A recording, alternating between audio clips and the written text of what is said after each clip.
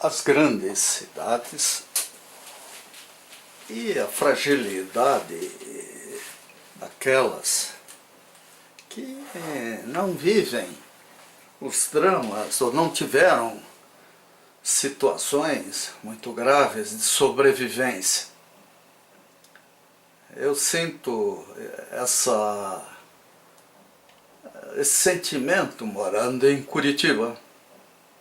Afinal, eu nasci em Blumenau, sou do litoral de Santa Catarina, onde a natureza é bela, é bonita, é bela, mas é perigosa, como a maioria das cidades no litoral. Então nós temos que pensar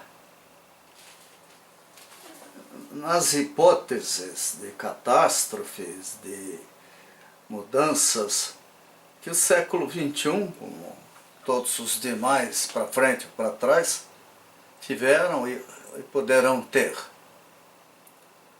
Para isso é fundamental a educação defensiva, ensinar as crianças desde cedo a se defenderem no caso de incêndio, de um risco de desmoronamento, terremoto, ou qualquer alerta que a defesa civil possa dar. A gente sente uma tremenda omissão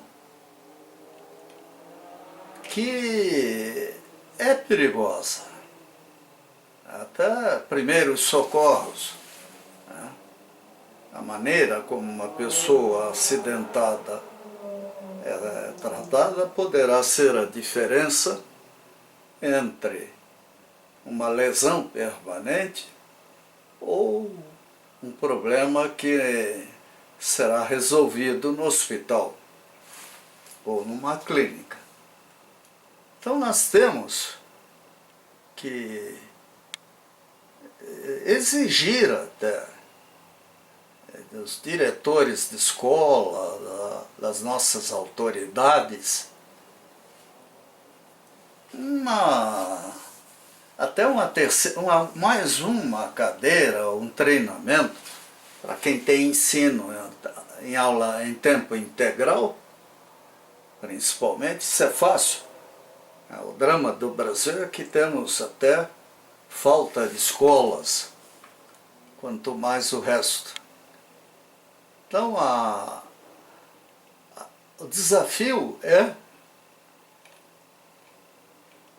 educar, ensinar, mostrar para a população em geral e principalmente para as novas gerações, e quem já está no final da sua vida, ou já viveu bastante, já cumpriu suas obrigações, não vai fazer muita diferença se morrer, não é mesmo? Pelo menos é o que o governo diz quando fala da Previdência. Ao contrário, né?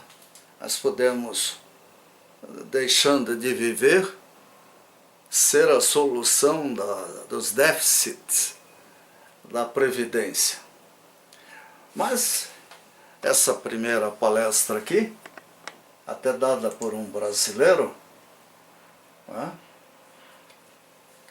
ela trata das grandes cidades, dos riscos das grandes cidades.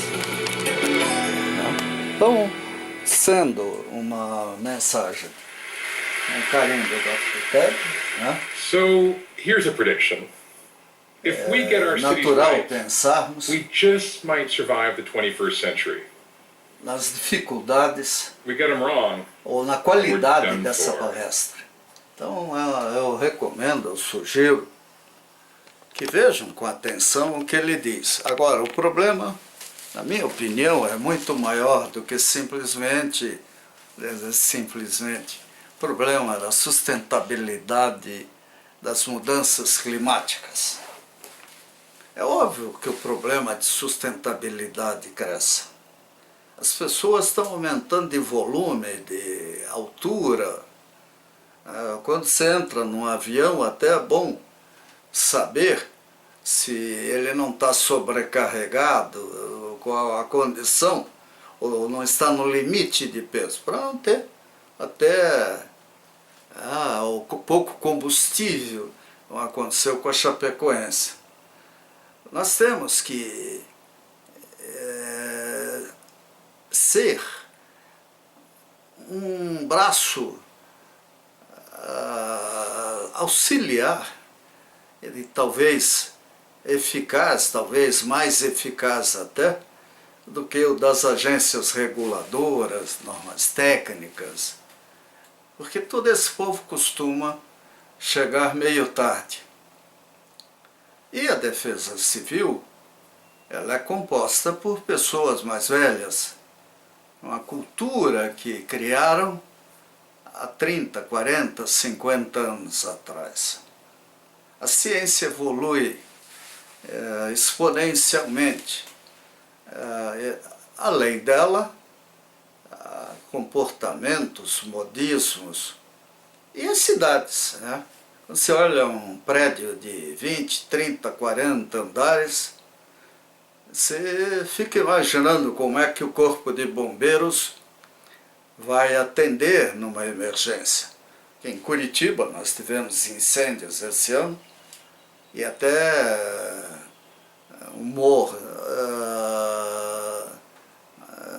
tétrico dizer e ver como os bombeiros agiam, com as mangueiras, jogando de longe, contando com a força da gravidade, para que a água caísse no lugar certo. Todo o equipamento de socorro parece que virá, mas não existe ainda. Mas é óbvio, a gente tem notícias boas. Falei com um amigo do CIMEPAR e ele me disse que o CIMEPAR, Sistema de Meteorologia do Paraná, vai receber mais radares, equipamentos, e o próprio Corpo de Bombeiros também, nas entrevistas que tem dado aqui em Curitiba, fala em novas plataformas, em plataformas, e no conserto da escada Mageiros. Questões de sobrevivência não poderiam, em hipótese alguma, depender de uma lei tão primitiva quanto a 866. E os governantes deveriam se empenhar para que o que fosse emergência tivesse solução, desde a construção de escolas, creches, de estradas, arrumar estradas, até hospitais, sistemas de defesa civil, etc. A Lava Jato, a Operação Lava Jato, graças aos vazamentos, graças à mídia que conseguiu motivar o povo a rastrear coisas que de outra forma talvez a gente não conhecesse, ela tem feito um trabalho fabuloso, ou fez um trabalho fabuloso, de esclarecimento das nossas deficiências. Agora, além disso, conselhos corporativos, sindicatos, organizações secretas, discretas, deveriam ter como tema adicional, permanente, a sobrevivência no século XXI. E é óbvio que nas escolas as crianças precisam dessas informações, porque é desde pequeno que se cria esse tipo de consciência. Eu conheço razoavelmente bem a filosofia japonesa. Estive lá fazendo treinamento para executivos de qualidade total e gosto de geografia, de astronomia, tudo, e fico acompanhando os acidentes, as catástrofes que acontecem lá. Normalmente, um número relativamente insignificante de mortes, enquanto que em outros lugares tudo assume a maioria dos lugares, qualquer tremelico da terra, qualquer problema representa às vezes uma tragédia imensurável. Nós temos que ter educação integral, plena, permanente, tanto para que projetos de urbanismo, de arquitetura, de engenharia sejam bem feitos, respeitando não normas técnicas simplesmente, mas, se possível, indo até além, porque isso é a diferença, será a diferença entre a vida e a morte. Na França, há uns 20 a 30 anos atrás, na Europa, uma onda de calor matou 40 ou 50 mil pessoas na Europa. Por quê? O ar-condicionado era para esquentar, não era para esfriar. Pessoas idosas, isoladas, não sabiam, não tinham como pedir socorro. Então não é apenas em países pobres ou no Brasil que temos problemas. Nos aeroportos, então, o negócio é catastrófico, né? Aquela montoeira de gente, se bem que tem espaço para fugir se for preciso, né? Mas a vida do idoso está ficando complicada, né? Voltando ao tema da sobrevivência diante de grandes pesadelos. Nossas monstrópolis, né, para mim são monstrópolis e não metrópolis, elas estão desprotegidas. A quantidade de assassinatos, atropelamentos, acidentes que a gente tem visto no Brasil, como diria o Jô Soares, é um espanto. Não dá para aceitar isso. O que está faltando? Então, os estudantes universitários, os executivos com maior senso de responsabilidade têm que entrar em cena, porque os políticos em si estão muito mais temerosos de perder a próxima eleição do que propriamente fazer jus à responsabilidade que conquistaram nas urnas. E a influência do crime organizado nas eleições é algo assustador. Um filme que eu recomendo a todos, apesar de dizerem que é suave, é A Vida de Pablo Escobar, uma série que eu vi aí na net, aí, o Globo, não sei, dezenas de episódios, eu vi alguns, e é assustador imaginar a hipótese desse indivíduo ter feito escola no resto da América Latina. Nós temos que ter responsabilidade, e a responsabilidade é proporcional ao que nós sabemos. Aí o meu desafio até às pessoas idosas: tornem a vida de vocês produtivas. Tenham orgulho de serem aposentados, não pelo que fizeram, mas pelo que fazem, o que ainda possam fazer. O voluntariado é importantíssimo. Tenho visto reportagens aí, maravilhosas, mostrando ONGs, cuidando desde o Natal das crianças pobres até problemas de lixo, coisas assim. Nós temos que ter essa preocupação. Lá nos clubes Batel, a gente desenvolveu muitos trabalhos. O problema, evidentemente, de qualquer clube é que eles mudam sempre. E às vezes mudam demais, de líderes, de diretoria. Nós temos uma visão meio ingênua do que significa democracia. A democracia é a escolha dos melhores e não simplesmente um processo rotativo. Eu não tenho nada contra a reeleição. O que me preocupa de fato é a vigilância, é a qualidade daqueles que governam.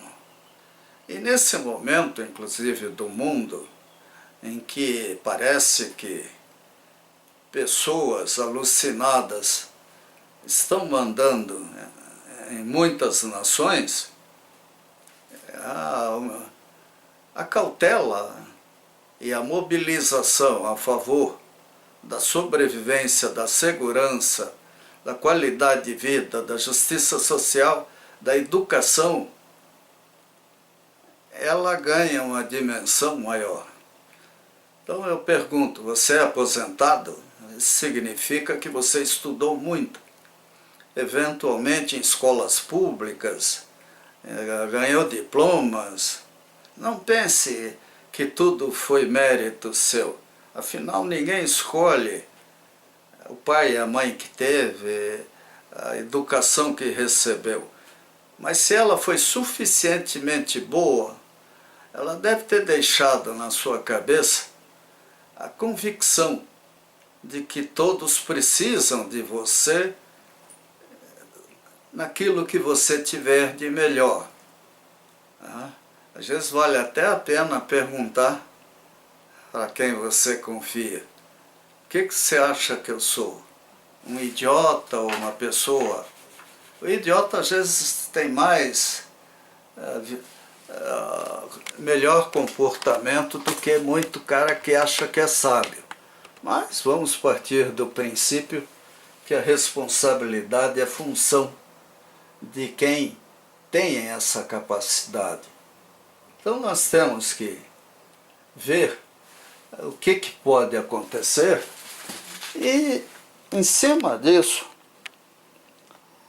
imaginar padrões de contribuição. O problema das grandes cidades, do urbanismo, distribuição geográfica da população, o agigantamento dos seres humanos, tem muita coisa. Energia limpa, isso, aquilo. Não tem energia limpa. A energia é um processo que, segundo a lei da termodinâmica, explica bem. Ela sempre se transforma, ela tende a um equilíbrio, o universo tende a equilíbrios não muito saudáveis. Por isso, sabiamente, a natureza tem outras leis que talvez compensem a morte térmica do universo, vamos dizer assim. E na Terra a gente vê os efeitos, esse dinamismo com as mudanças climáticas, etc., que não dependem só do ser humano. Então, gente, vamos cada um dar a sua contribuição. A Google deu uma boa, que é o YouTube. O YouTube eu sou fã incondicional dele. A gente vai ficando velho, escrever é difícil. Eu dependo já de lentes de aumento, de um montão de coisa para poder ler e escrever. Então, a maneira de eu me comunicar mais adequada é essa. É óbvio que nem todos gostam, mas quem puder e souber aproveitar o que eu aprendi ao longo da minha vida, e no blog vocês poderão ver meu currículo.